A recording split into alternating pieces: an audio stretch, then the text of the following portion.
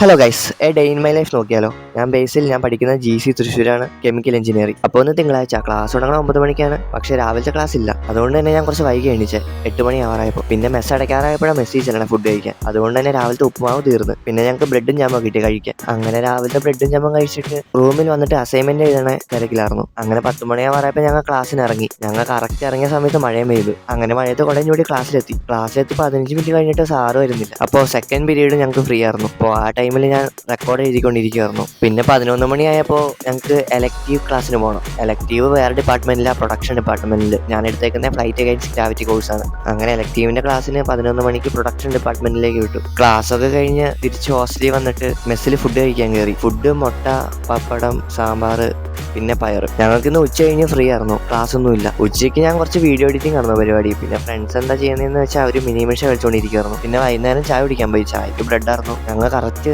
ചായ കുടിക്കാൻ മെസ്സിൽ കയറിയ ടൈമിൽ മഴയും പെയ്തു. പിന്നെ ഒരു അരമണിക്കൂർ മെസ്സിൽ തന്നെ ഇരുന്നു. അങ്ങനെ ഒരു അരമണിക്കൂർ കഴിഞ്ഞ് മഴ മാറിയിട്ട് ഞങ്ങൾ തിരിച്ച് റൂമിട്ട് വന്നു. പിന്നെ രാത്രി ഒരു 7 മണിയൊക്കെ ആയപ്പോൾ അത്താഴം കഴിക്കാൻ പോയി. ഫുഡ് എന്താണെന്ന് വെച്ചാൽ ബിരിയാണി ആയിരുന്നു. അപ്പോൾ അത്രയേ ഉള്ളൂ ഗൈസ്, അടുത്ത വീഡിയോ കാണാം.